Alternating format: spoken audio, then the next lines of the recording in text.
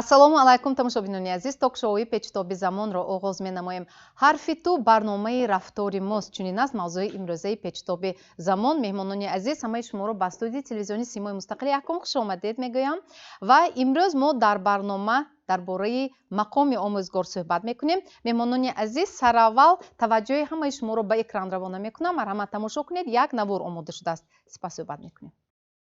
дар ҷумҳурии тоҷикистон лоиҳаи қонун дар бораи мақоми омӯзгор ба тавсиб расид.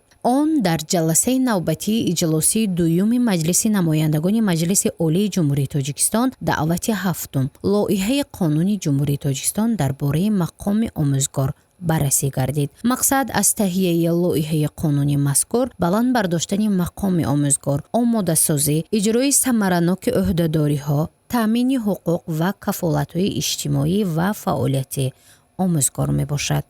лоиҳаи қонун аз 6 бобу 16 модда иборат буда масъалаҳои принсипҳои асосии мақоми омӯзгор, ҳуқуқу ӯҳдадориҳо, тайёркунӣ, такмили ихтисос ва бозомӯзӣ, аттестатсия ва дараҷаи тахассусии омӯзгор, маҳдудиятҳо ва дахлнопазирӣ дар фаъолияти омӯзгорӣ, кафолату ҳавасмандгардонӣ барои омӯзгор ва ҷавобгарӣ барои риоя накардани талаботи муқарраршударо дар бар мегирад. лоиҳаи қонуни ҷумҳурии тоҷикистон дар бораи мақоми омӯзгор бо мақсади баланд бардоштани мақоми омӯзгор, ҳифзи шаъну шарафи ӯ, фароҳам овардани заминаи мусоиди рушди касбият ва фаъолият барои омӯзгорон ва пешбинӣ намудани имтиёзҳои бештар барои онҳо таҳия гардидааст. пас аз баррасӣ қонун қабул карда шуд. ҳама сола аз ҷониби мақомоти иҷрои ҳокимияти давлатии вилояти Суғд зиёда аз 400 нафар дар таътилҳо омӯзгорон ба осоишгоҳҳо ба шаҳри Исфара, Зумрат ва аз ҷониби кумитаи иттифоқи касбии кормандони соҳаи маориф ва илми вилоят низ зиёда аз 500 нафар омӯзгорон ба ҳамон ҷо сафарбар шуда ҳам саломатиашонро барқарор мекунанд ва ҳам дар он ҷо дам гирифта ҳама сола саломатии худашонро барқарор мекунанд.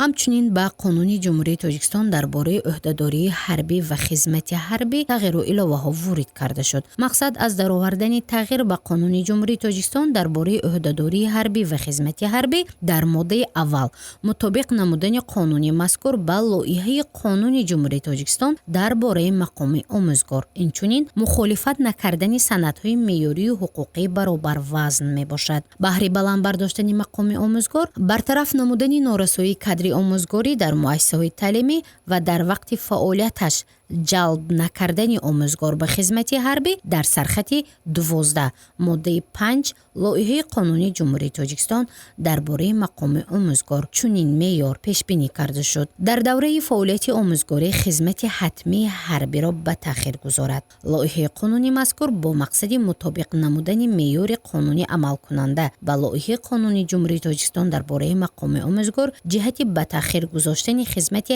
ҳатмии ҳарбӣ ба давраи фаъолияти омӯзгорӣ таҳия гардидааст. пас аз овоздиҳии қонун қабул карда шуд.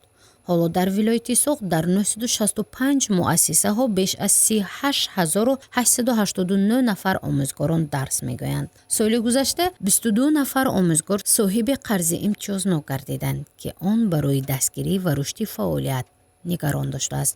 хуб, ин як навори иттилооти ва муқаддимавӣ ҳам буд. каму беш албатта маълумот гирифтем. устоди азиз, биёед аввал бо шумо суҳбат кунем. ба фикри шахсии шумо чӣ зарурат буд ки мақоми омӯзгор қувваи қонунӣ гирад? ташаккур. ҳақиқатан пешвои муаззам асосгузори сулҳу ваҳдати миллӣ президенти ҷумҳурии тоҷикистон эмомалӣ раҳмон аз аввали фаъолияташон дар ҳамаи ҳамон баромаду маърузаю вохӯриҳо сиёсати маорифпарварона мебаранд ва ҳама вақт ҳис карда мешуд ки нисбати омӯзгор як таваҷҷӯҳи хоса доранд. ҳатто ҳозир дар кадом паёмашон буд як таъкид карданд ки ҳамин асоси пешравии ҷомеа ин аз омӯзгор сар мешавад. вай агар омӯзгор ба тариқи боиду шояд фаъолият карда натавонад, имконият давлат ҷамъият пешниҳод накунад, агар насли наврас ба ҳамин раванди инкишофи ҷомеа ҳозир раванди ҷаҳонишавӣ мувофиқ шуда натавонад, پیشروی تاجیکستان نمی شود. برای همین هم در پیام آخران سال 2024 برآمدگیشان هم وقت تاکید کردند که قانون درباره مقام آموزگار قبول کرده شود و حقانه حالا هنوز 31 ایولی همین سال حکومت جمهوری تاجیکستان این لایحه را محاکمه کرد، قبول کرد و با مجلس نمایندگان پیشنهاد نمود و مجلس نمایندگان حاضر قبول کرد. من خبرتان هست حاضر روند قانونگذاری که باید مجلس ملی معقول دارد بعد از وقت بعد به پرزیدنت جمهوری تاجیکستان پیشنهاد می شود و آن بعد امضا شدنش البته با اعتبار حقوقی پیدا میکنند. همین ضروریت در چی بود که در همه سندهای معیاری حقوقی گوناگون در ساحه‌های گوناگون معیارهای به آموزگار بخشیده شده مناسبت‌های با اشتراک و با وجود آمده را تنظیم کننده بودند، لیکن هم آهنگ سازی نبود. هر یک ساحه وظیفه و پرینسیپ و خصوصیت‌های خودش است، اما هر یک ساحه حقوق به طریق خودش حل میکنه مسئله را. برای به نظر من همیشه میرسد که این قانونی نو قبول شونده درباره مقام آموزگار خصوصیت هم آهنگ سازان میشد. همه دیگر قانون ها چه که در همین نواره هم گفتن آیسته آیسته هم معیار حقوقشون رو به همین قانون مطابق میکنن.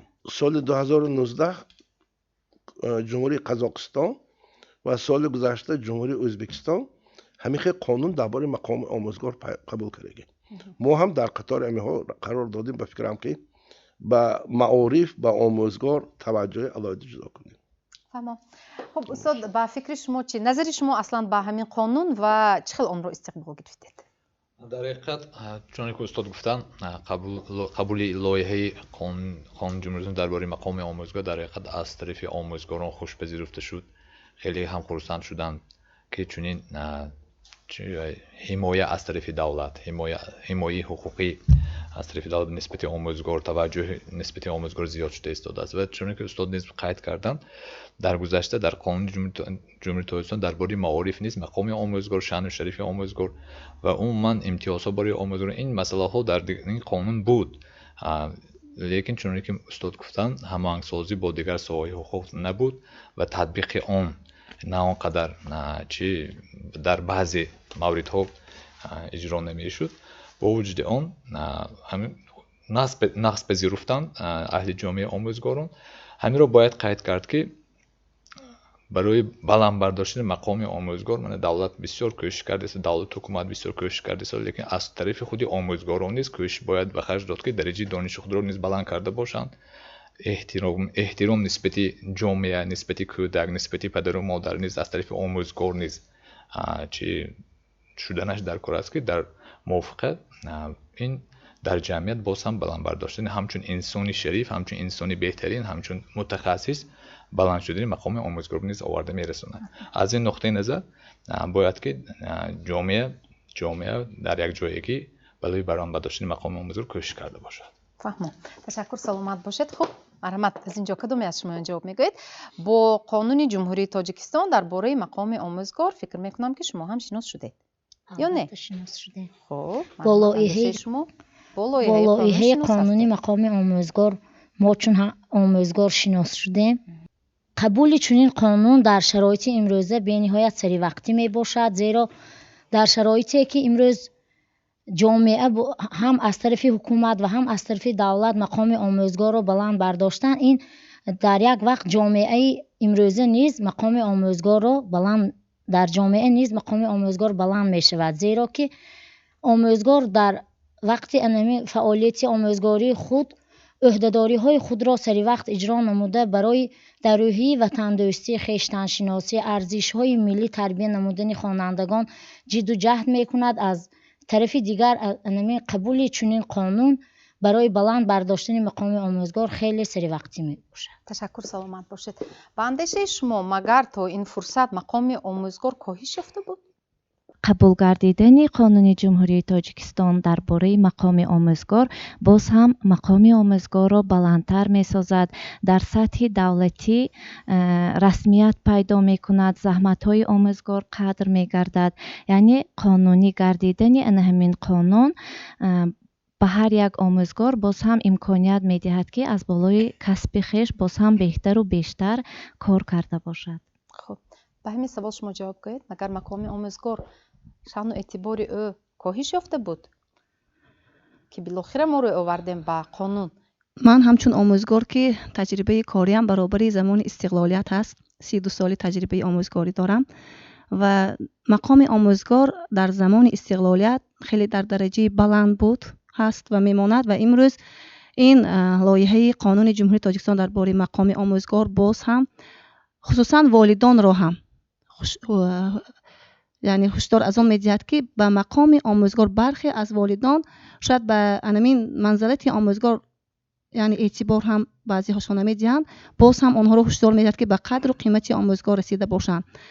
ва имтиёзҳо дар ҳамин лоиҳае ки омадааст аз 6 бобу 16 модда, имтиёзҳо барои омӯзгорон навгониаш ҳамин аст ки яъне супоридани андози замин барои омӯзгорон ва ҳамчунин агар дар озмунҳо шогирдони мо омӯзгорон дар сатҳи ҷумҳуриявӣ иштирок карда дар баробари шогирдон омӯзгорони онҳо ҳавасманд гардида бошанд аз тарафи ҳукумати вилоят, аз тарафи мақомоти иҷроии ҳокимияти ноҳияҳо, ҳамчунин аз тарафи ҳукумати ҷумҳурии тоҷикистон ба хусус пешвои миллат президенти ҷумҳурии тоҷикистон муҳтарам эмомалӣ раҳмон дар ҳар як яъне озмунҳо ҳавасманд гардонидан ки имсол мана 20 000 ҳар як омӯзгор агар шогирдаш дар ҳамин озмунҳои фурӯғи субҳидонои китоб аст, илмфурӯғи маърифат, тоҷикистон ватани азизи ман агар соҳиб гардида бошад анамин ҷоизаҳоро дар анамин лоиҳае ки мақоми омӯзгорро мо хонда баромадем, дар ин бо ҳамин қайд шудааст ки шогирдони омӯзгороне ки дар олимпиадаҳои ҷумҳуриявӣ байналмилалӣ ва дигар озмунҳо ҷойҳои якум, дуюм, сеюмро мегиранд, яъне иловапулӣ ба маоши яксолии минбаъдии онҳо 20% ин иловапулӣ дода мешавад ки ин ҳам боз ҳам мо омӯзгоронро водор мекунад ки яъне кӯшишу заҳмати худро боз ҳам дучанд карда бошем барои тарбия намудани насли худогоҳу ватандӯст, боз ҳам зиёдтар заҳмат кашида бошем. ташаккур, саломат бошед. марҳамат, шумо ҳуқуқшиноси ҷавон ҳастед ва то қадри имкон тавассути навор ҳам мо аз муҳтавои лоиҳаи қонун ошно гардидем. бозам аз он бештар кадом масъалаҳоро дар бар мегирад лоиҳаи қонуни ҷумҳурии тоҷикистон дар бораи мақоми омӯзгор? лоиҳаи қонуни ҷумҳурии тоҷикистон дар бораи мақоми омӯзгор ин ҳамаи паҳлӯҳое ки вобаста ба ҳуқуқу ӯҳдадориҳои омӯзгор вобастаанд дар худ дарҷ кардааст. хеле ки дар ин ҷо устоди азизи мо профессор қайд кардан, боз дар ин ҷо муаллимаҳои азиз қайд кардан, иловапулӣ ба маоши онҳо, аз андоз озод намудани онҳо, боз ба замми ин аз ҷиҳати қонун ҳар сол дар лоиҳаи қонуни ҷумҳурии тоҷикистон дар бораи мақоми омӯзгор омадааст ки ба омӯзгорон ба андоза як нишондиҳанда барои ҳисобҳо маблағи коммуналӣ дода мешавад, яъне барои хароҷоти коммуналӣ пардохт карда мешавад. аз ҷиҳати дигар гӯем ӯҳдадориҳои омӯзгор, ҳуқуқи омӯзгор ва робитаи омӯзгор бо волидайни таълимгирандагон ва шахсоне ки волидайнро иваз мекунанд, яъне ки пурратар дарҷ карда шудааст. хуб, боз қонуни мазкур аз принсипҳое иборат мебошад ки ҳамин принсипҳои қонуни мазкур худ як равшанкунандаи мавзӯи ҳамин қонун мебошанд, зеро ки хело ҳам принсипи пурмуҳтаво, яъне ки дарҷ гардидааст ки ҳангоми мутолиа намудани ҳамин лоиҳа шахси ба фарҳангу шахсе ки дорои дониш аст мефаҳмад ки сухан дар бораи чӣ рафта истодааст. хуб, дар қонуни ҷумҳурии тоҷикистон дар бораи мақоми омӯзгор лоиҳаш пеш аз ин қонуне вуҷуд дорад ки қонуни ҷумҳурии тоҷикистон дар бораи маориф вобаста ба ҳуқуқу ӯҳдадориҳои омӯзгор, вазифаҳои омӯзгор низ масъалаҳои мазкурро дарҷ кардааст. боз масъалаи ҳуқуқи дигар ҳамин аст ки вобаста ба қонуни ҷумҳурии тоҷикистон дар бораи хизмати ҳарбӣ, яъне ки ӯҳдадори ҳарбӣ ва хизмати ҳарбӣ, یعنی که آموزگارانی که هنگام روند تعلیم میتوانند که خدمت حربی را به تأخیر گذارند گفته یک سرخط نیز وجود دارد. کدام بند و ماده همین لایحه قانون به شما شاید یک اندازه ناروشن باقی مانده ایستاده است؟ البته در این قانون همش روشن‌تر است. البته معلوم است که در اینجا همه آموزگاران همکسبان ما از این قانون البته برخوردار هستند. چیزی که همکسب من در اینجا گفتن بسیار اون امتیازهایی که اینکه مقام آموزگار رو که در اونجا معین کرده شده است اینچنین در قانون درباره معارف بود وای. اما متاسفانه این یک سبب کاهش یافتن مقام آموزگار رو من در اون میبینم که یک خودی مردم خودی جامعه نسبتا همین باوری‌هاشون نسبت به آموزگار سال تا سال کاهش یافت. خب سبب چیست؟ سبب عامل‌هاش بسیار است در اینجا، لیکن وقتی که ما نظر می‌افکنیم بعد از پاش خوردن دولت شوروی یک سال قریب که آموزگارا بی‌معاش کار کرده بودن همون وقت. یعنی وقتی که یگان نفر کسب آموزگاری رو که انتخاب میکند و تا آخر میداند که او یک زندگی خاکسارانه رو میبرد. در اینجا یک چند امتیاز رو در اینجا قید کردن، یعنی آموزگار به خاطر این امتیاز قدم خود رو به مکتب نمیگذارد. البته او با یک شاگردان با ننگ و ناموس رو برای تربیه کردن او تنها کوشش میکند، لیکن سال تا سال کاهش یافتن تعداد آموزگاران از آن سبب بود که بسیار کمبودی ها رو سالهای آخر والدین ها در آموزگار رو در مکتب میدیدند. یک مثال عادی، یک 2-3 سال پیشتر یک نوار من در شبکه اجتماعی دیدم.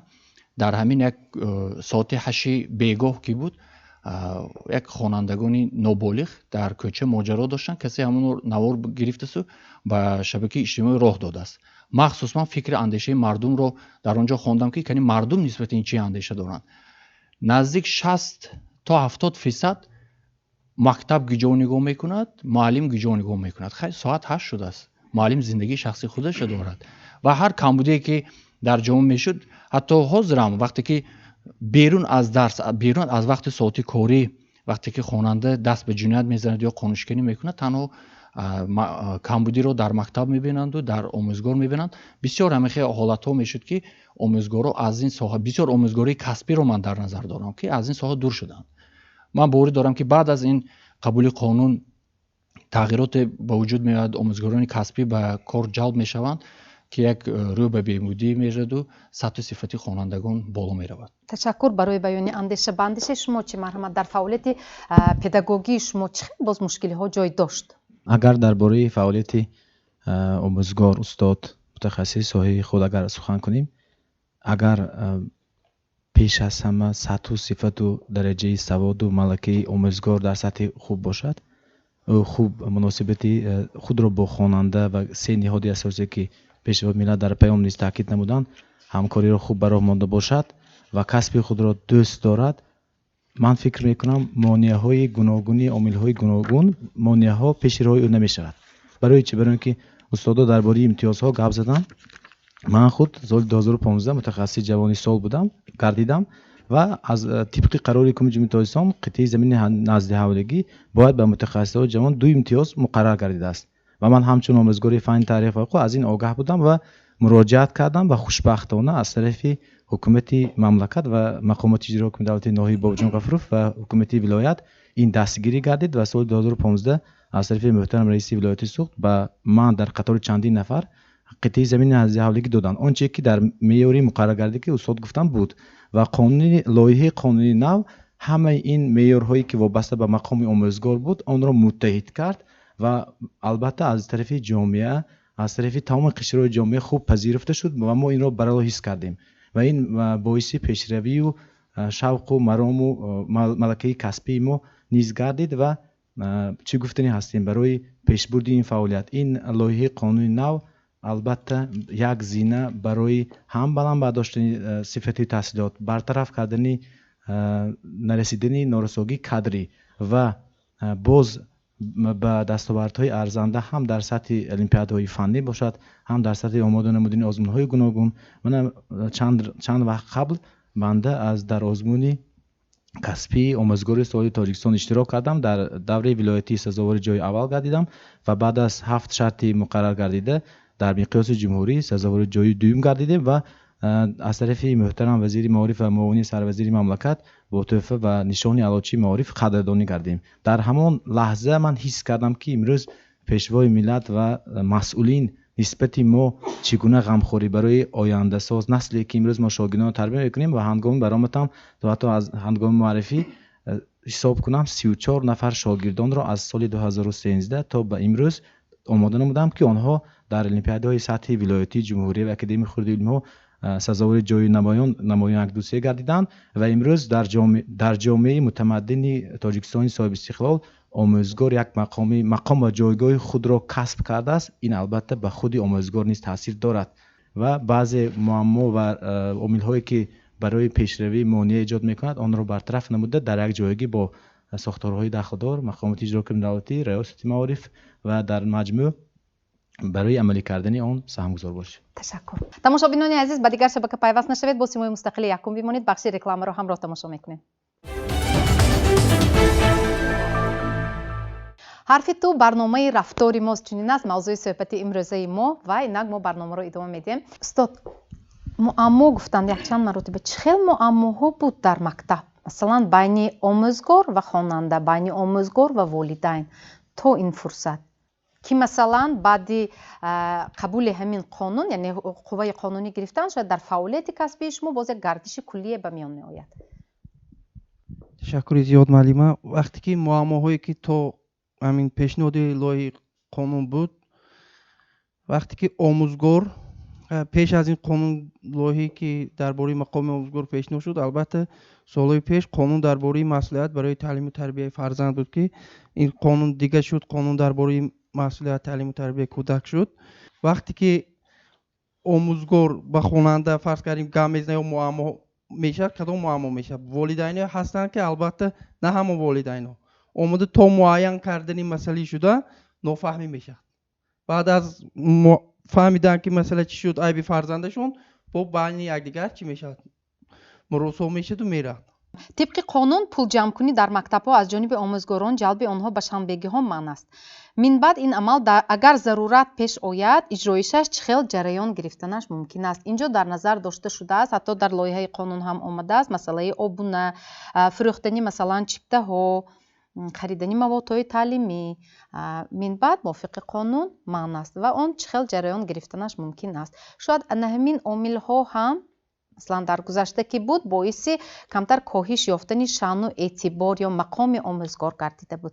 کمتر به هدف نزدیکتر اکنون شویم. استاد، سوال اول پرسیدگیتان شما از معلمان عزیز پرسیدید که یگان معما بود که مقام آموزگار را برای برداشتن قانون علاوه قبول شد. گفته معما خیلی کلان بود. معما خیلی کلان، حاضر هم این معما هست، فقط خیر استعاله خوجندمی نمیدانم یا من یک خصوصیتی کسبی آموزگاری خیلی چی میگویند با مدنیت با همین و گبز استادیان، همه خودم آموزگار هستم که غیر از کشناس بودنم. گب در سر آن است که همین قانون یک خصلت دارد، همین چیز شگویم خودش معین نشد بعد حل شد نشم آسان. مقام گفتنی گپ یک جایگی حقوق و عهده‌داری گفتنی گپ. همین حاضر اگر این قانون رو بینیم، اگر در این قانون 11 حقوقی، اگر 19 حقوق آموزگار رو 11 عهده‌داری پیش بینی شده، البته توجه به حقوق یعنی امکانات بیشتر داده شده است. دویمش این که برای همین بسیار معماهایی که پیدا می شوند مقامات دولتی سبب می شوند. برای همین هم اگر حقوق و منفعت های قانونی را پیش بینی کند دولت، اگر مقامات های دولتی شخصان منصبدار آنها در نوبت خود وظیفه دار کرده نشوند و حقوق و منفعت های قانون هم تو روی کاغذ بمیمونند. برای همین هم هر یک چیزی که اینجا نامبر کنند، من شاگرد عزیز نامبر کنند، گفتن قانون мазмуну муҳтавош бисёр ҳаматарафа ҳам кафолатҳои давлатӣ, ҳам чораҳои ҳавасмандгардонӣ, ҳам муҳофизат аз суистеъмоли муносибати мақомоти давлатӣ. ҳарчун мо нағз медонем ки аз байни ҳамаи касбу кори гуногун барои мақомоти давлатӣ дастрас шахсон ин омӯзгору табибон. ҳама чорабиниҳои ҳамин давлатӣ мегузарондагӣ ба то ободонию то кӯчарӯвию то ҳамин алафкани ҳамаш муаллим гунаҳкор. ҳозир хайрият ки ана ҳамин чиза таъкид карданд. мумкин ҳатто вақте ки принсип гуфтем ҳамин 9 принсип ғайр аз ҳуқуқи ӯҳдадориҳо пешбинӣ карагиш, ин принсип гуфтани гапаш ҳамин ки ин меъёри ҳуқуқи эътибораш боз баландтар. агар ҳамин қоида дар принсип пешбинишудагӣ агар вайрон шавад, вай оқибатҳои ногувори пешбинишудагӣ вайҳо бемуҳокима, бемуроҷиат ба суд ба тариқи автоматӣ татбиқ мешаванд гуфтани гап. барои мисол дахлнопазири омӯзгор, дахолат накардан ба фаъолияти касбии вай, дар бораи ба корҳои ғайри соҳиби ҷалб кардани вай, ҳамин чизҳо то дараҷаи принсип бароварда шудагӣ. албатта вақте ки ҳамин устодони азиз гуфтанд, баъзе муаммоҳое ки дар муносибат байни хонандагону муаллим пайдо мешаванд, ба назари ман акнун ҳамчун омӯзгор не, ҳамчун бобои набераҳо акун гӯям, дар мактабҳо мардҳо кам шудагӣ буданд, аксарият занҳо буданд. эътибори мард дар тарбияи писарбачаҳо тамоман дигар аст.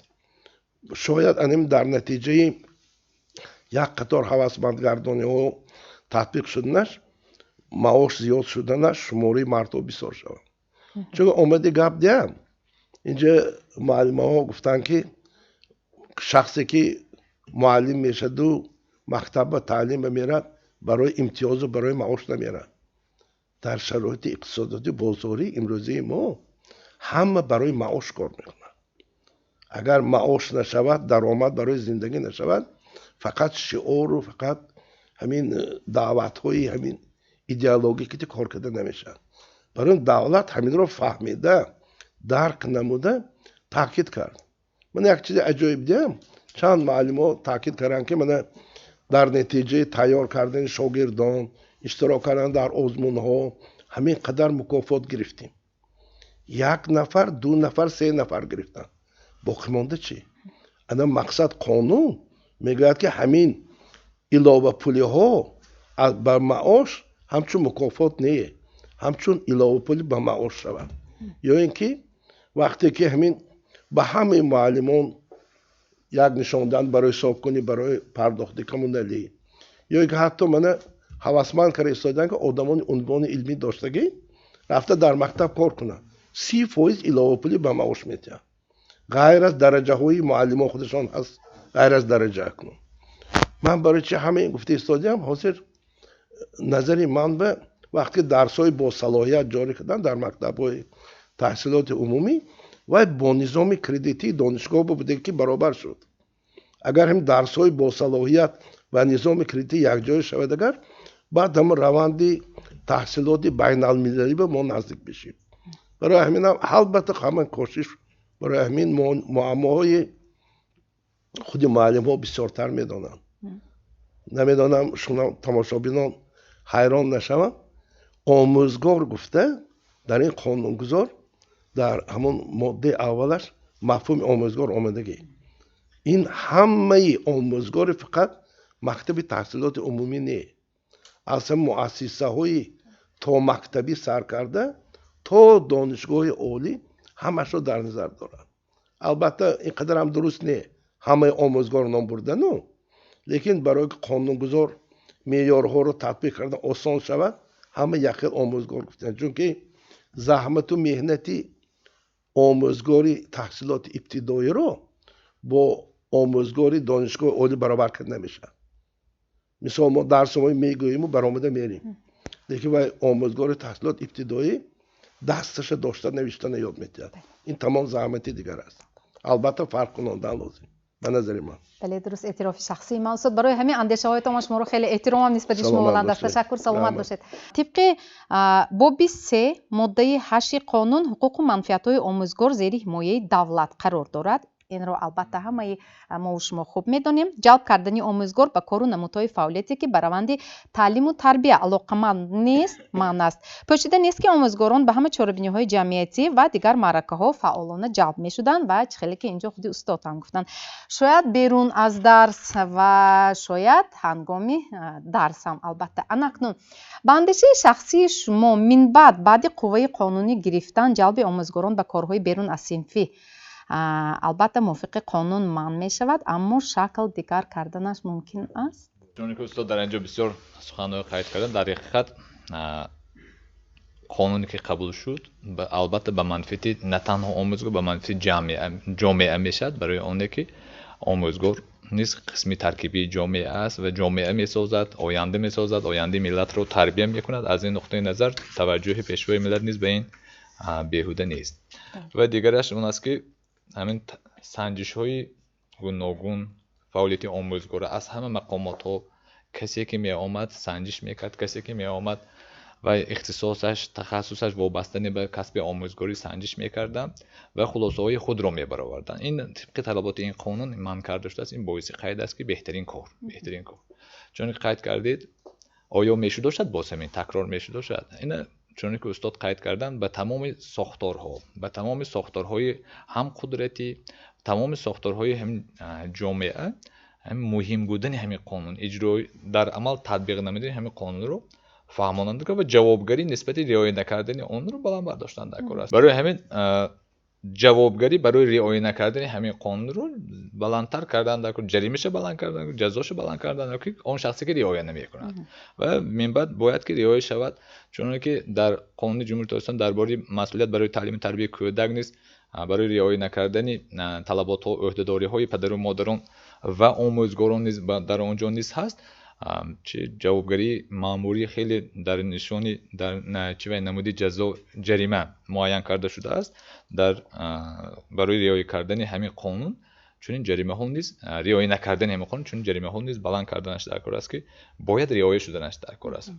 مطابق طلبات قانون جناب عالی گفتند که ما مقام آموزگار رو برآوردیم، خلل نرسانیم، کار کند بگذار، تربیت کند کودک رو، فعالیت کسبی هم فعالیت پداگوژی و بعد از درس امکانیت داده شود که درس‌های علاوه‌ای هم در خانه‌اش و هم در جای‌های علایده بگذار به فعالیت پداگوژی مشغول شده باشد. این امتیازها خیلی نظررس هم هستند، لیکن حمایت کردن از نقطه نظر حقوقی حمایت کردن و نظارت تطبیق قانون که از طرف مقامات پرکاتور است باید که نظارت پروزور کرده شود.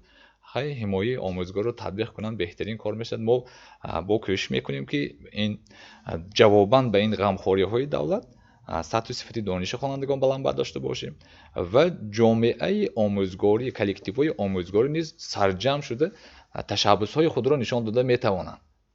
تشبث‌های خود را نشان داده، تشبث با مقصد همین شنبگی دیگر خواه ناخواه برآوردن مثال یا کارهای جمعیتی گوناگون برآوردن هم بود مثال و ماموریت مکتب، ماموریت طلب میکردن، اشتراک میکردن آنها خواه چه دلی ناخواه مثلا اشتراک میکردن. آنها میتوانند تشبث‌های خود با مثال چون که در ناحیه‌ها طریق حشر ساختنی بیناهای علاوه که دیگر رفته، چون در مثال چون تشبث‌ها من در نظر دارم کردنشان ممکن است. لیکن مستحکم شدن جامعه آموزگاری مستحکم شدن جامعه آموزگاری و احترام یکدیگر در بین آموزگاران نیست، این باعث همین کارها شدنش ممکن است. تشکر. و علاوه باز یک جوابی معمولی هست که این رو باز هم وقت نشان میده. البته خب البته میبینیم و اینجا یک سوال آزاد است، شما اطلاع دارید؟ مرحمت. مانع شدن به فعالیت آموزگاری، من چنین فکر عقیده دارم که هر یک آموزگار باید استراحت کند، لیکن وقتی که در روز استراحت آموزگار رو به یگان کار سفربر میکنند، این هم به حالت جسمانی، حالت روانی تاثیر میرساند. آموزگار که هم جسمان، هم روانی، هم با عصب فعالیت میبرد، البته وی راه افتاده میشود. این یک طرفش. طرف دیگرش در آن است که شرایط اولیوی را میبینم. вақте ки анамин дар рӯзҳои истироҳат омӯзгоронро ба ягон ҷо сафарбар мекунанд, албатта дар оилаи анамин омӯзгор хусусан ҷавонҳо ягон хел баҳсҳо байни оила ба вуҷуд меояд ки анамин омӯзгорони ҷавон маҷбур мешаванд ки аз фаъолияти омӯзгорӣ даст кашанд ва дар натиҷа норасоии кадр ба миён меояд. Албатта ва ҳаминҷо устод як масъалаи хеле нозукро гуфта гузаштанд. устод, ин саволи озод аст. касе мехоҳад марҳамат ҷавоби худро гӯед. инҷо ман қироат мекунам. хуб, мана ҳуқуқшиносон хеле хуб мефаҳманд. мепурсанд ки омӯзгор барои даст бардоштан ба хонанда ҳуқуқ дорад? علامت سوال. موافق قانون جمهوری تاجیکستان درباره معارف ماده 25 قسم 3 آمده است که فشار روانی و جسمانی از جانب آموزگار نسبت خواننده منع است. حتی برای یک شباتی آموزگار به جوابگری کشیده می شود. خیلی که پرونده یک آموزگار از شهر لیوکان بحث‌های زیاد را در شبکه‌های اجتماعی بخصوص در فضای اینترنت به میان آورده است. این حالت بر روند تعلیم و تربیت به فکر شما چگونه تاثیرگذار شدنش ممکن است؟ مرحمت. در حالتی که اینجا گفتیم که موافق خوب قانون درباره معارف هم حتی منع شده است. خوب میشد ما وقتی که قانون میگوییم پدر و مادران هم یک بار عهدهداری خودشون دانند. فرزند خودشون به بار آموزونند که باید که خیلی آموزگار رو احترام کرد و آموزگار با کدام مقصد به مؤسسه حاضر میشد. اگر اون آموزگار با یک مقصدی بعد مؤسسه قدم خود رو نمیگذارد و اینچنین کسب خودش رو همچنین انتخاب نمیکند. و تا جایی که من میدونم هم در دوره شوروی و هم در دوره زمان استقلال دست برداشتن آموزگار نسبت خواننده این من بود و حاضر هم خیلی پیش هم خیلی بود. اما در عرفیت میگن که پیش خیلی زمان پیش نسبتا آموزگارا سختگیر بودن، سیاستشون بود از حساب همین احترام میکردن. حاضر هم سیاستشون هست، اما امروز جامعه خیلی که گفتم عهدهداری حقوقشون میدونن و امروز آموزگار میگن که تو چه حق داری که فرزند منو دشنامتی، تو چه حق داری که فرزند من به جدی‌تر گپ زنی یا دیگر. از حساب همین بسیاری هم میگن که آموزگاران پیشتر دیگر بودن. نه، آموزگار همون است. شاید که حاضر آموزگارا نسبتاً از دوران شوروی بازم دانششون بالاتر باشد. از اون سبب که امروز آنها تکنیک‌های معاصر که کار کرده میتونن، فقط آنها یک کتاب تکیه نمیکنن، موادهای بسیار برای خواننده پیشکش کرده میتونن. اما بازم همون گشته میبینیم با مناسبت خودی والدین به. من زمان پیش میدونم یگان دوره نبود که پدر مادر ما در حضور آموزگارم به حضور آموزگارم نسبت مکتب و معارف یگان سخنهای ناجا زده باشند. امروز در کجای نروید وقتی که گپ در سر آموزگار میرد از 10 نفر قریب 50%شون نسبت آموزگار یک سخنهای بد میزنن، الکی حسی ناباوری الکی اینجا میاد. حسی ناباوری با میگیم باز همون اینجا شما الکی همین شنبگی دیگر یگان دیرکتری مکتب با خواهش خودش نمیبرارد. شنبگی هم گویم یا دیگر، لیکن شنبگی هم جهت‌های خوبی خودش هست. تیاری ما میگیم دیگر کارهای جمعیتی و تیاری بسیار یک جهتی تربیت خودش دارد. از زمان شوروی مهنتی فایده‌ناک جمعیتی بود، کارهای جمعیتی بود. این چی گویم یک معیاری خودش دارد، لیکن نه اینکه هر هفته. بعضا میشد که ما خودمون به یگان خیلی سپارش مقامات بالای ما میدونیم که یک مکتب یک بار آباد کردن ما در کار بعد از درس همون صنف‌های بالای ما دعوت میکنیم که یک بار بیاین یک کمک کنن. این چیز یک معیار خودش دارد. هم با اینکه این ما اینجا یک دست برداشتنی آموزگار نسبتی خواننده میگیم که در همون نواری که یا اینکه همون معلوماتی که در رسانه‌ای شد که در همون شهر لیوکان نسبتی آموزگار با جوابگیری جنایی کشیده ایستادن، حتی وزارت معارف و علم جمهوری تاجیکستان هم گفت که ما آموزگار رو تنها نمیگذاریم. 2-3 سال اخیر اکنون یک تندنسی رفته ایستاده است که اکنون فکری مردم نسبت آموزگار دیگر شده، چون که دیدوسیان که نارسایی کادری به وجود آمد. لیکن 5 سال پیش برعکس بود این چیز. اکنون وزارت معارف الکی تاکیه کداست، دستگیری کداست.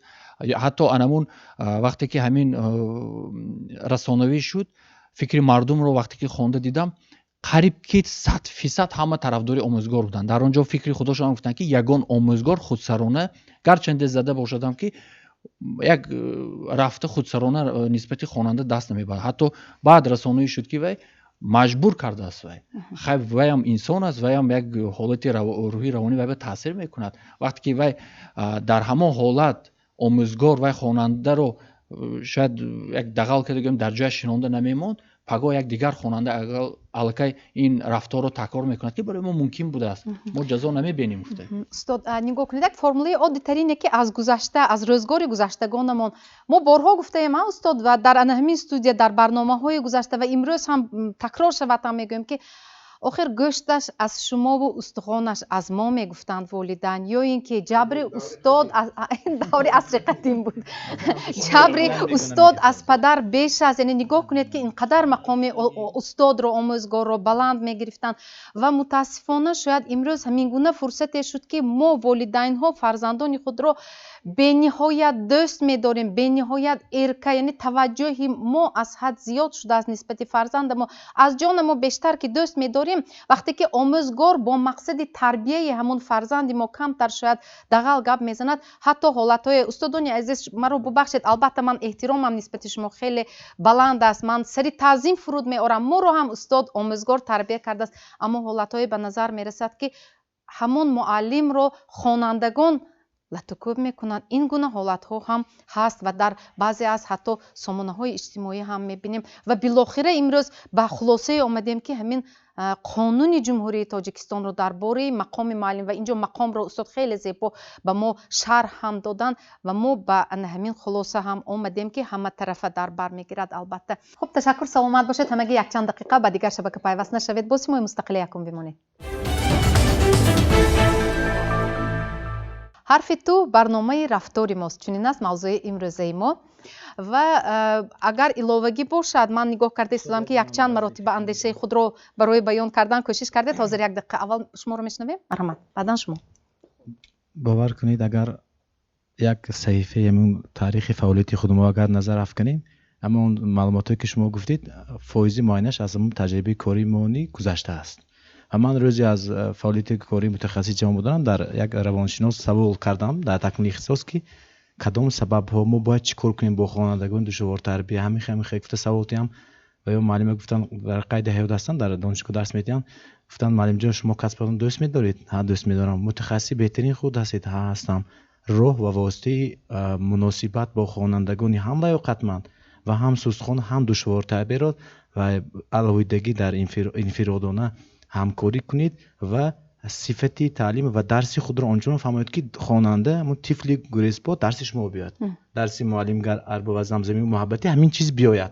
من به طور واقعی میگم بعد همین واقعی من کماکان فعالیت خود را دیگر کردم و با خوانندگانی دشوار تربیه، هم با خوانندگانی لیاقتمند و هم با خوانندگان سستخوان و در علاوه‌دگی فعالیت کردم. مثلا به خودش خاص، من استاد گفتم به خودش خاص سوال دادن، نه در درجه بلند مثلا باشد. البته 5 برابر نیست و از مهارت آموزگار وابسته است. در دانشگاه ما گفتن که شما اکتور هستید، شما رژیسور هستید، جای شما در بعضی حالت پس صحنه، در بعضی حالت اکت و همین رو و اگر استادکاران استفاده برد، همین آموزگار به یگان خیلی حالت‌های گوناگون هم گرچند که هم خواننده که و بعضا سوالی نادرست میتید یا شخصیت آموزگار شاید با بعضی عامل‌ها تاثیر رساند، همون هم یک سوالی عادی یا یگان خیلی چیزی شوق‌آور که جلب کرده جابجا کردن ممکن.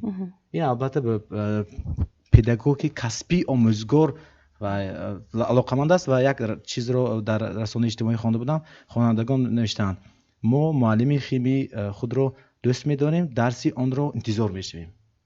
انتظار میشه برای اینکه معلم هم متخصص خوب است، هم سوادی خوب داده، هم مناسبتی خوب میکنه. عکس همین حالت هم میشد. به خاطر همون باز استاد همون فنش رو هم کمتر خوب ما معلم خنک نظری کردنشون ممکن و با اون خاطر درسی او رو انتظار نمیشویم. برای چی؟ برای اینکه هم برای فهمیدن و هم مناسبت و هم سه عامل اساسی با هم خواننده در سطح خوب برای آماده نمیشود.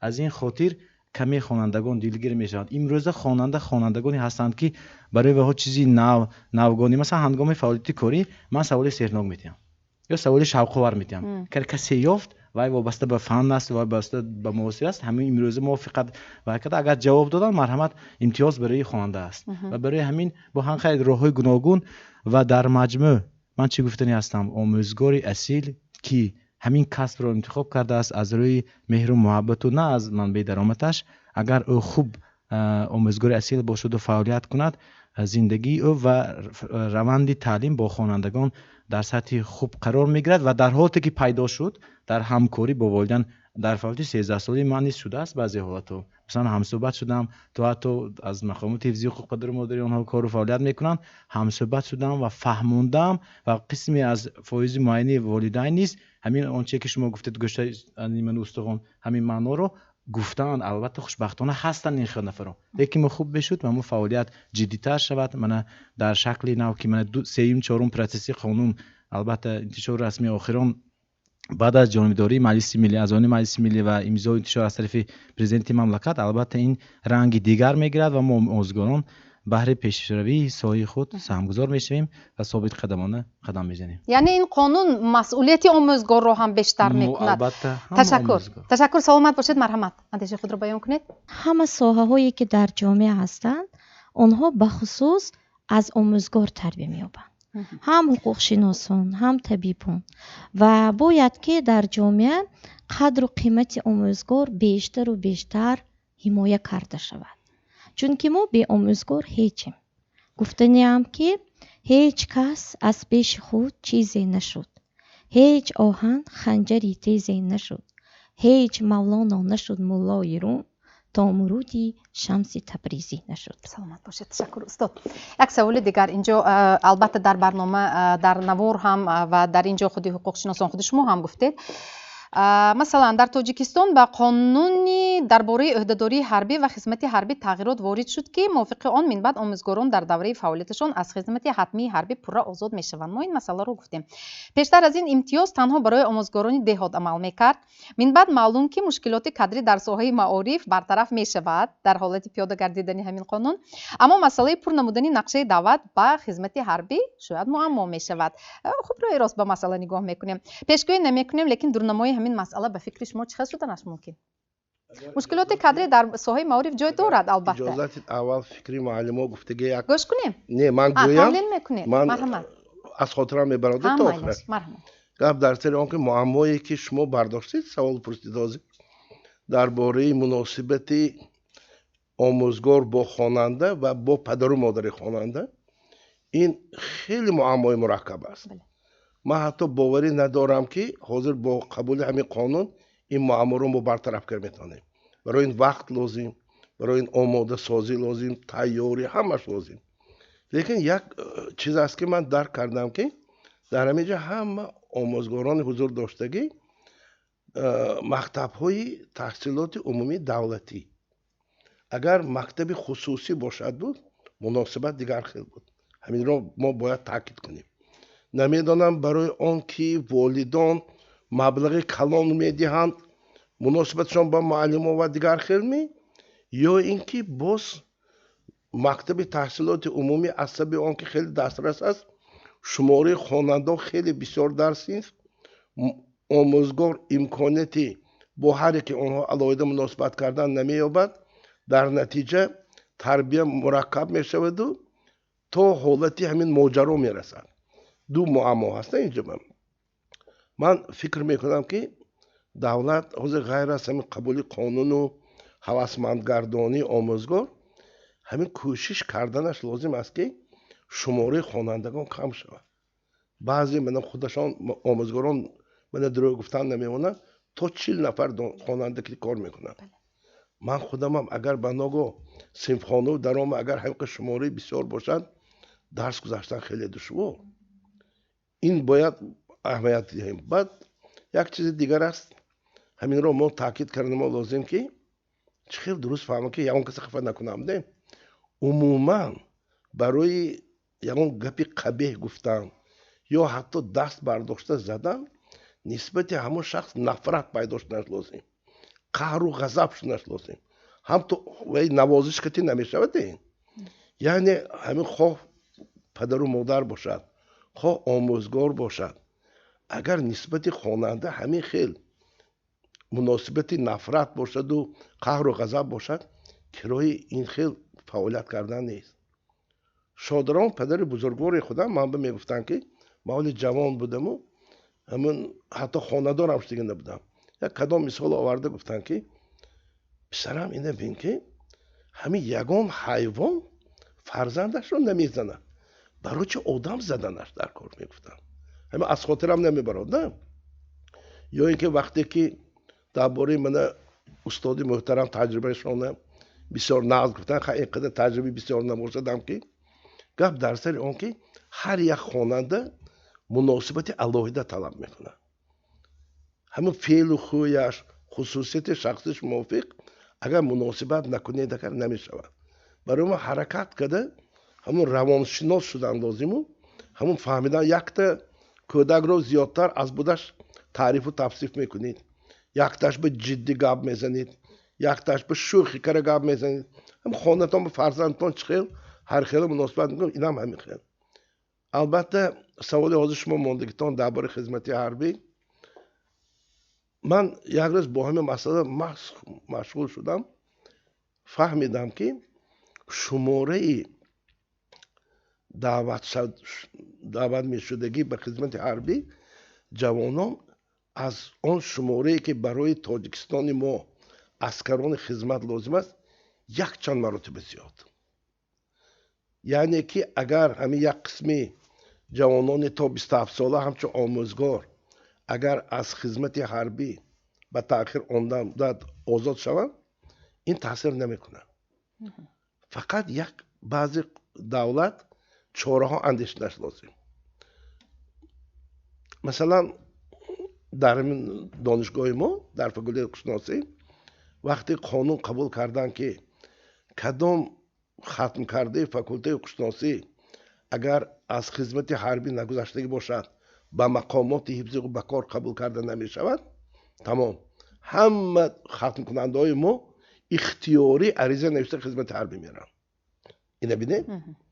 برای مثال در جمهوری ازبکستان قاعده از این هم سخت‌تر. کدام شخصی که خدمت حربی نرود عموما به یگان جا فعالیت مهنی قبول نمیکنه. با اونجا برعکس من شنیدم که همین التماس و تولای و زوری و شناسبازی که در خدمت حربی میرن. نه لازم نگوید با جای یافته میگه. یعنی دولت همین حساب گرفتنش دکار. یعنی ذخیره های داخلی بسیار برای این معمای پیدا میشدگی رو برطرف کنم، برای جای خواطر نسبت کنم. خب مرحمت، فکر خود رو وابسته به موضوعی که امروز مطرح کرده است بیان کنید. ما تیار هستیم که شما رو گوش کنیم. رحمت کلان، سخنی من مسئله آن که معما بین مکتب های خصوصی و مکتب های دولتی گفتن. اینجانیم 3 سال است که در مکتب خصوصی به ناهی بابا جان غفورов درخشندگان تعلیم میدهم. خلاصه من همچون آموزگار همین است که به فکر من در همه جا همه آموزگار و همه خواننده یگانه است، نو بسته از مکتب خصوصی بودن است. برای آنکه آن معلمی که مهارت دارد، دانش دارد، چه خیلی که معلم گفتن در همه حالت، از همه چه خیلی که گفتید پسیخولوگ، اکتور، همه حالت قدر و قیمت خود را در جامعه مییابد. آن آموزگاری که بعضی حالت ها میشن از طرف هم پدر و مادر هم از طرف خواننده نسبتی ناحرمتی نسبتی آموزگار میشود. این کار کردن ممکن نیست. این در جامعه وجود دارد. البته من فکر میکنم همچون حقوق شناس، همچون آموزگاری فن تاریخ و حقوق بگذار، من فکر میکنم که چی که در ماده 5 کنستیتوسیون جمهوری تاجیکستان قدر، ناموس و دیگر حقوقهای فطری انسان دخل ناپذیر است، همین قانون مقام آموزگار به من خرسند از آن هستم که شان و شرف، قدر و قیمت آموزگار دخل ناپذیر شد. یعنی دخالت کردن یگان نفر نمیتواند به شان و شرف آموزگار، احترام آموزگار مد اول ایستاده است. این از همه بهترین سخنانی که به من معقول دانسته شد از این قانون.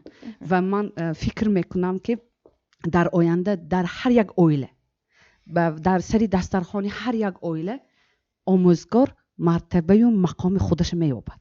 وقتی که پدر و مادر آموزگار رو حرمت و احترام میکند، خواننده درجه اول به میگذارد. وقتی که پدر و مادر آموزگار رو احترام نمیکند، شما از فرزندی وی یگان چه امیدوار نشوید. به فکر من چنین است.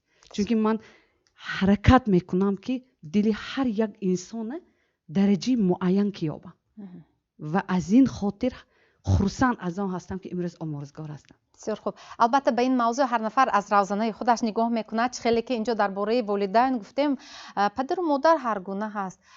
به همین مثال البته آموزگاران هم هر خیلی هستند و البته همه رو در یک مثلا ترازو بر نمیکشیم، لیکن باشد که خود آموزگاران نیز البته از این مقام خود سوء استفاده نکنند. شما با اندیشه معلم راضی هستید؟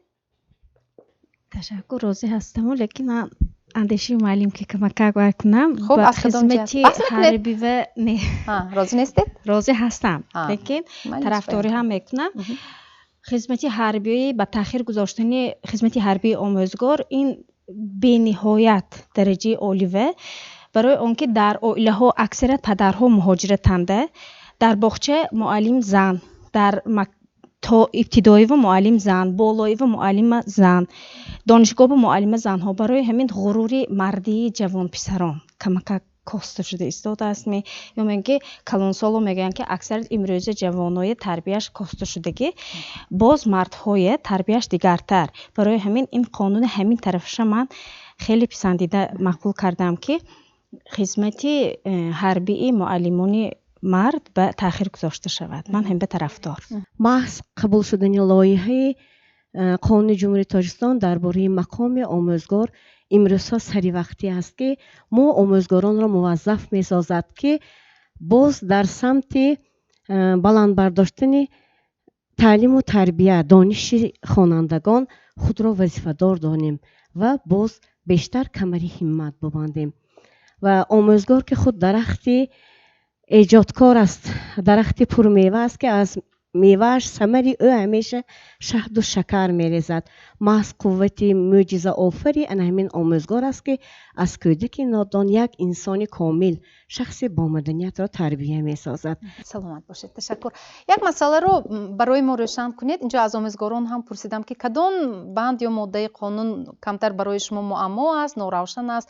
خب شاید برای من کمتر اینجا معلوم نگردید. بسیار میخواستم که شما معین کنید. موافق قانون با آموزگاران مؤسسه‌های تعلیمی برتری داده شد که تحصیلات عالی دویمی رویه آموزگاری را در مؤسسه‌های عالی کسبی به طور رایگان گیرند.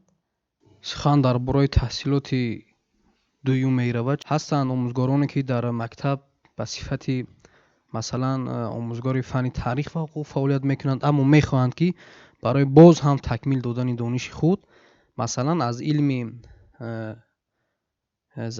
زبان مادری و ادبیات تاجیکیان که دیگر فن‌هایی که به همان آموزگار شوقمند هست و میخواهد آن را آموزد، میتوانند که یعنی به دانشگاه‌های سطح عالی و دیگر دانشکده‌ها یعنی که برای گرفتن تحصیلات دوم یعنی که حجت‌های خود را پیشنهاد کنند که این به واسطه در قانونگذاری جمهوری تاجیکستان نیز درج کرده شده است که حقوق گرفتن تحصیلات دوم را دارند و فکر میکنم که آموزگاران نیز میتوانند در قطار این شخصان برای گرفتن تحصیلات دوم حجت‌های خود را در وقتی مقرر گردیده قانونگذاری برای قبول حجت‌ها به این یا آن دانشگاهی که خودشان میخواهند یعنی که حجت‌های خود را پیشنهاد کنند و تحصیلات دوم خود را اختصاص علاوگی خود را گیرند و صاحب دیپلم‌های دیگر و یعنی که دانش‌های نوی ساحه‌ای که به او علاقمند نیست یعنی که به فن درس دهنده او علاقمند نیست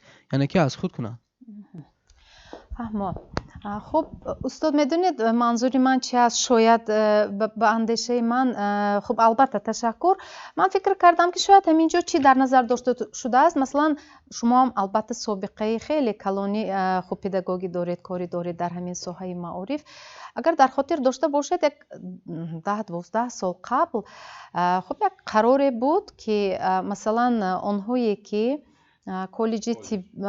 کالج پداگوژی را ختم کردند حتما باید که معلوماتشان را عالی کنند، بعدا آنها فعالیت کسبی خود را ادامه داده میتونند. شاید اینجا همین مسئله در نظر داشته شده است. البته مطابق طلبات قانون آن دانشجویانی که کالج آموزگاری را ختم کردند آنها برابر با آموزگارانی که دانشگاه عالی را ختم کردند کار و فعالیت کرده میتوانند البته، لیکن در مثال دادن تخصص‌های کسبی تا کاتگوری این تخصصی یکم داده میشود. خلاص برای همین که تخصص عالی گرفتن آنها باید که معلوماتشان پوره کردنشان لازم است.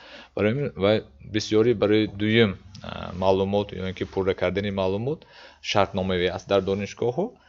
Инро низ дар назар дошта шудааст албатта ки ройгон хонда бошанд, ройгон маълумотшонро пурра карда бошанд ва чуноне ки мана дар инҷо қайд кардан устод нест, дигар ихтисос бисёри мактабҳое ҳаст ки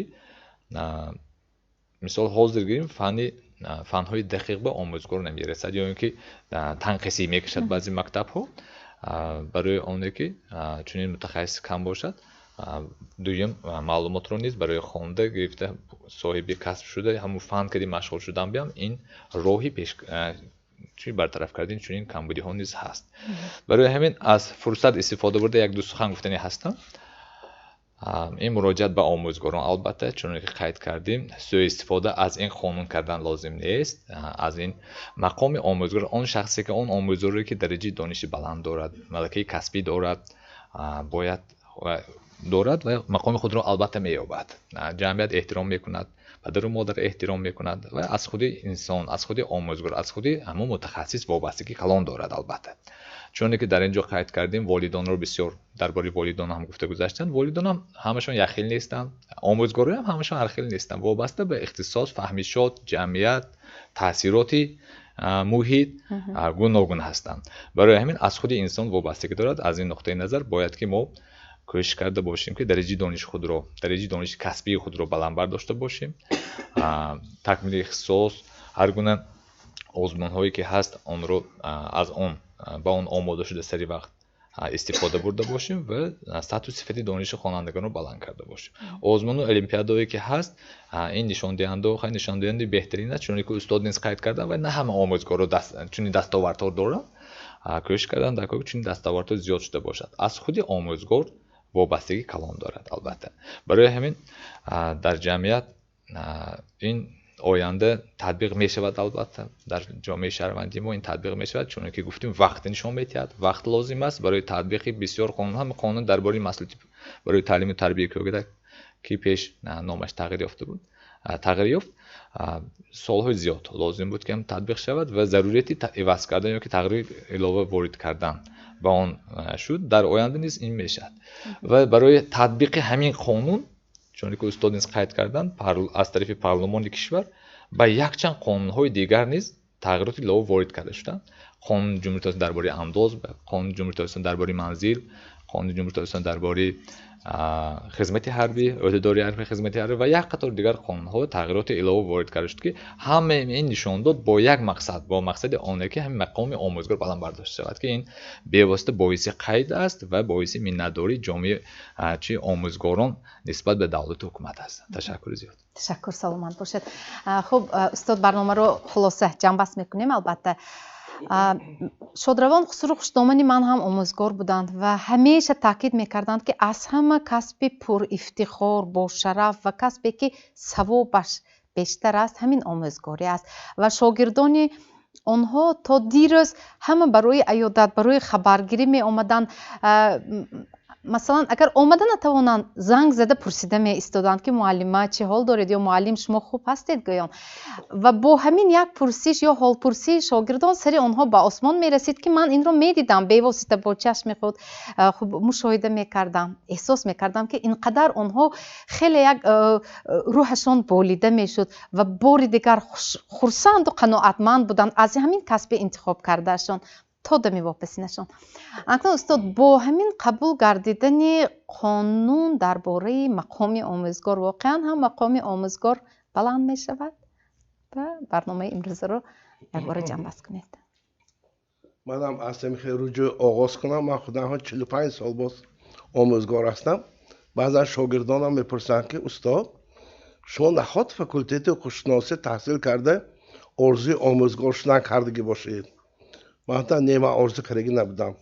ҳамаи шумо барин манам прокурор шудам мехостаму, лекин бо зарурияти ҳамин воқеӣ ҳамихел шудагиш ман фаъолияти омӯзгорӣ гузаштам, лекин баъд маъқул шуд ҳамихел мондам будам. акнун ҳаққони омӯзгорӣ як хислати хеле нек дорад.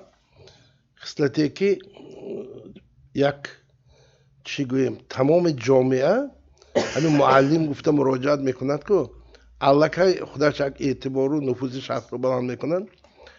غیر از این همین شما گپی گفتگیتان بسیار عجایب است که قانون ها بسیار قبول می شوند.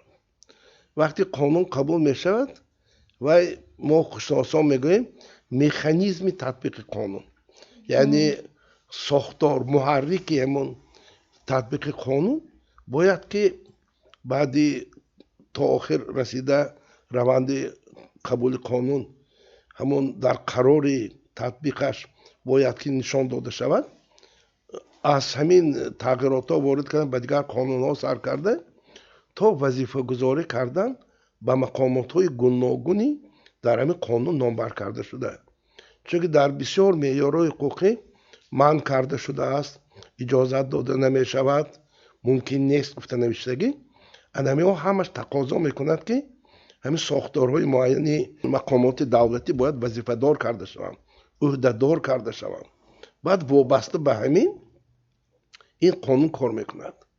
البته درباره همین قانون ما حاضر گپ زده ایستاده، خیلی آرزو داریم که دورنمای تطبیق این قانون خیلی به جامعه، به هر یک آموزگار، عموما برای تمام مملکتی ما مفید میشد. چون که همین حاضر گپ زده رو فکر کردم که کم اندر کم دولت های هستند که در گرب، در نشان دولتی رسم کتاب باشد. ما با کتاب، علم، معرفت خیلی نزدیک هستیم. باور داریم که بسیار گوناگون فهمی یا نافهمی هایی که در بین شخصان منصبدار، در بین والدان، در بین خوانندگان و خود آموزگاران هست، با قبولی همین قانون حل میشد. سلامت باشد. تشکر، سلامت باشد. و در فرجام برنامه باشد. برای من تنها همین میماند گویم که خوب، البته من امیدوار هستم که از برنامه امروزه هر یک نفر برای خود خلاصه های لازمه رو میبرارد. باقی سلامت و سربلند باشد. برای اشتراکتان در این برنامه سپاس. تا برنامه دیگر در امان خدا باشید. خیر.